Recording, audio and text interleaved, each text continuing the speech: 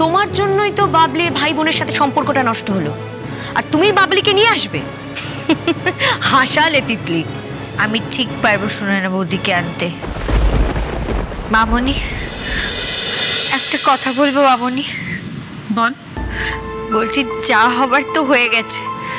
রেহানা অন্যায় করেছিল, আমি সেটা প্রমাণ করতে চেয়েছিলাম, করেও দিয়েছি, যাতে ওরা এরকম কিছু করার আগে ভবিষ্যতে অন্তত একবার ভাবে। কিন্তু বিশ্বাস করো, আমি চাইনি ওরা এই বাড়ি ছেড়ে চলে যাক। মামনি, তুমি সুনয়না বৌদিকে প্লিজ বোঝাও, আমিও বোঝাবো, যেন ওদেরকে ক্ষমা করে দেয়, ওদেরকে এই বাড়িতে ফেরত আনে প্লিজ। না, তুই কোনো কথা বলবি না, আমি তোকে বারণ করলুম। হ্যাঁ, বাবলিকে একটু একা থাকতে দে। যে মানসিক ঝড়টা ওর উপর দিয়ে গেছে না, একটু সামলাবার সময় দে মেয়েটাকে। আর তাছাড়া সানি তো গেছে উপরে বোঝাতে। দেখ তিতলি, বাবলি আর যা করেছে সেটা এই বোস বাড়ির বড় বউয়ের উপযুক্ত কাজ করেছে তিতলি। আর এটাও ঠিক, আজ তোর কোনো দোষ ছিল না। আর বাবলিও যেটা করেছে সেটা ভুল কিছু করেনি। হ্যাঁ, ছোটর হয়তো কোনো কারণে খারাপ লাগছে, তবে তোদের কোনো দোষ নেই। ছোট, আজ তোকে কোনোভাবেই সাপোর্ট করতে পারছি না, কিছু মনে করিস না। আর তুই বাবলির কাছে যাস না। মামনি, মামনি প্লিজ শুনে যাও মামনি। শোনো তিতলি, এই যে ইনোসেন্ট মুখ করে তুমি ঘুরে বেড়াচ্ছ, এই যে চোখের জল ফেলছো আর বলছো যে আমি এসব চাইনি, এসব চাইনি, এসব না সব তোমার চালাকি, সব তোমার বাহানা। মা, এগুলো কি? বড় মা তোমাকে এত করে বুঝিয়ে গেল, তুমি তো ওকে আবার এত কথা বলছো। তুই চুপ কর, একদম বড়দের মধ্যে কথা বলবি না, যা এখান থেকে। শোনো তিতলি, তোমার চালাকি না আমি ঠিক বুঝতে পেরেছি। তুমি তো খুব ভালো করে জানতে তিতলি, রেহানা ধরা পড়লে এরপরে কি হতে পারে। তুমি জেনে শুনো এই জিনিসটা কেন করলে? তুমি তো ব্যাপারটাকে অন্যরকম করে হ্যান্ডেল করতে পারতে, আমাদের বলতে পারতে, আমরা ওদের বুঝিয়ে বলতাম। তা না করে তুমি কি করলে? সবার সামনে ওদের হাতের গন্ধ শুকলে, ওদের অপমান করলে। তুমি এটা প্রমাণ করতে চাইলে যে তুমি কত বড় বুদ্ধিমতী।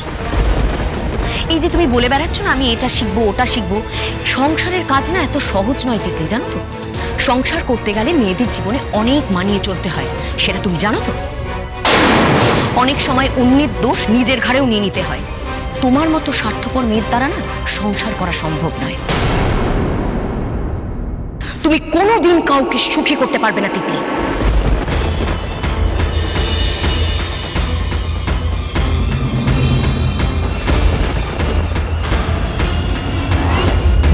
মা,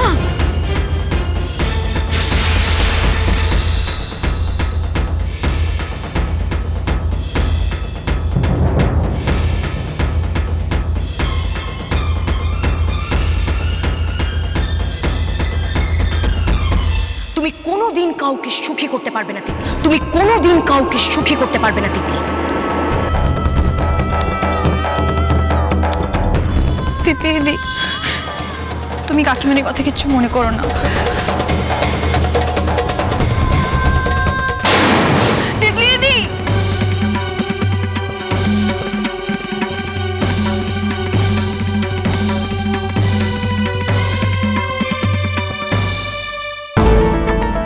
রাহি, এইভাবে আমাদের বাড়ি থেকে বেরিয়ে আসাটা আবার ঠিক হলো না। দিভাইকে তো চিনি, দিভাই এখন রাগ করে আছে, কিন্তু রাগ কমলে ও নিশ্চয়ই বাড়িতে ফোন করবে, কিংবা হয়তো মা ফোন করছে। সবাই সব জানতে পারলে যদি আমাদেরকে বাড়িতে না দেখে, তাহলে সন্দেহের তীর আবার আমাদের দিকে আসবে। এই সময় আজকে সুকান্ত স্যারের সঙ্গে দেখা করাটা মনে হয় না ঠিক হচ্ছে। রাহি, এই শোন, কোনটা ঠিক কোনটা বেঠিক সেই বিষয়ে ভাবার এখন না সময় নয়। তিতলি যেটা আমাদের সাথে করেছে সেটা কি ঠিক ছিল? না, তা পুরো বাড়ি ইনক্লুডিং আদি ভাই ওকে সাপোর্ট করেছে, আমাদের নয়। তাই এই মুহূর্তে আমি এসব নিয়ে একদমই ভাববো না, বরং তিতলির থেকে রিভেঞ্জ না নেওয়া অব্দি আমি এক ফোঁটাও জলস্পর্শ করবো না। And that's my promise. Rahi, কি বলছিসটা? কি জলস্পর্শ করবি না মানে? বোকামি করিস না। দেখ রাহি, অলরেডি আমরা এক্সপোজড, ঠিক আছে?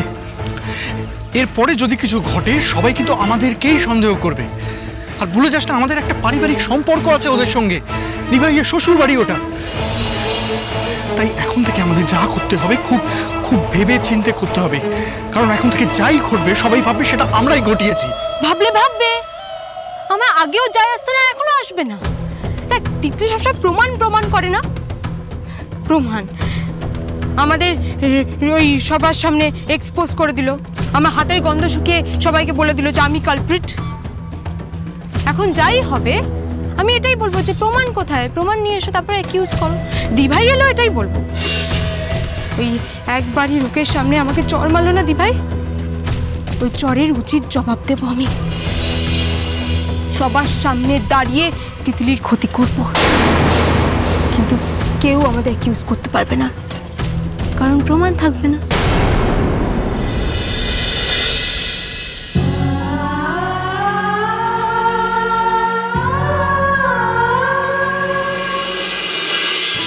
হ্যালো স্যার, আমি সানি বলছি।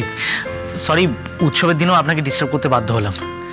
আসলে স্যার, আমি আর তিতলি একটু চাইছিলাম যে আপনার সঙ্গে পার্সোনালি দেখা করে কিছু কথা বলতে। তো আপনি যদি একটু টাইম দেন স্যার, তাহলে। দেখো, তুমি আমায় ফোনেও বলতে পারো, কোনো অসুবিধা নেই।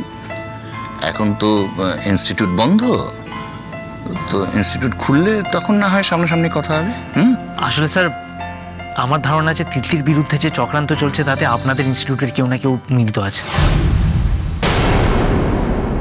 চক্রান্ত মানে? স্যার, আজ সকালে আপনার অফিসের নাম্বার থেকে আমাদের কাছে একটা ফোন এসেছিল।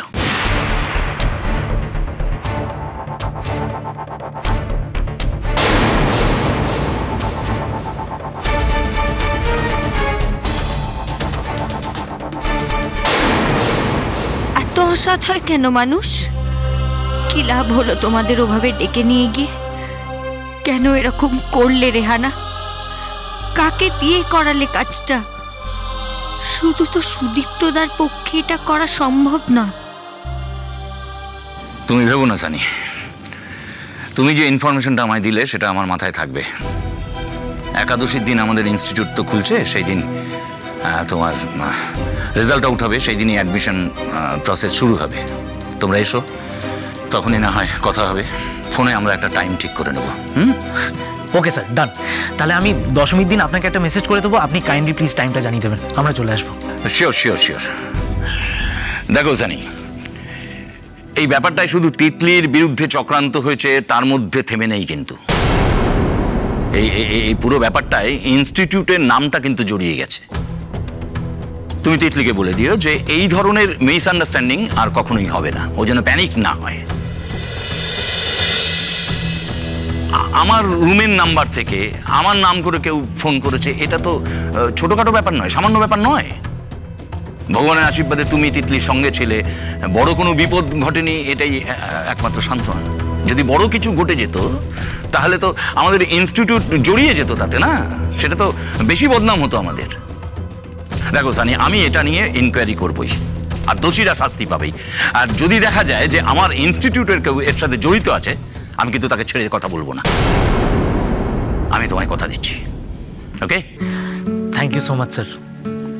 আর স্যার, আমি আর তিতলি আপনাকে পুরোপুরি ট্রাস্ট করি, তাই সঙ্গে সঙ্গে আপনার নাম্বার জোগাড় করে সরাসরি আপনাকে বললাম আগে। আর স্যার, তিতলির ব্যাপারটা তো জানেন, কানে শুনতে পায় না। অনেক প্রতিবন্ধকতার লড়াই করে ওকে নিজের স্বপ্ন পূরণ করতে হবে স্যার।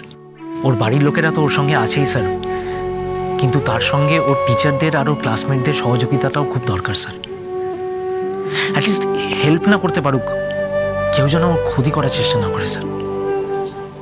ওকে যেন কেউ নিচু করতে না আছে, এটা ইনশিওর করা খুব দরকার স্যার, আর এটা আপনি করতে পারবেন। আর স্যার, আপনার অফিসের নাম্বার থেকেই যে ফোনটা এসেছিল সেটা কিন্তু আমার কাছে সেভ করা আছে, আমি আপনাকে দেখাতে পারি। না শোনো, সবটাই আমি দেখবো, সব শুনবো, তারপরে যা স্টেপ নেওয়ার নেব। তিতলি কানে শুনতে পায় না, তারপরে ও পাইলট হবে, এটা নিয়ে কিন্তু আমার মধ্যে দ্বিধা ছিল, দ্বন্দ্ব ছিল। কিন্তু ওর অধ্যবসায়, ওর জেদ, সত্যি বলছি আমাকে মুগ্ধ করেছে। সেই কারণেই আমি আমার পার্সোনালি আমি যতটা পারছি ওকে সাপোর্ট করেছি, করব। তোমাকে এইটুকু বলতে পারি যে তোমার স্ত্রীর জন্য আমার তরফ থেকে যতটা হেল্প করার আমি করব। তুমি একদম চিন্তা করো না Sunny. Thank you so much sir, it means a lot. Thank you, রাখছি স্যার। অবশ্যই অবশ্যই।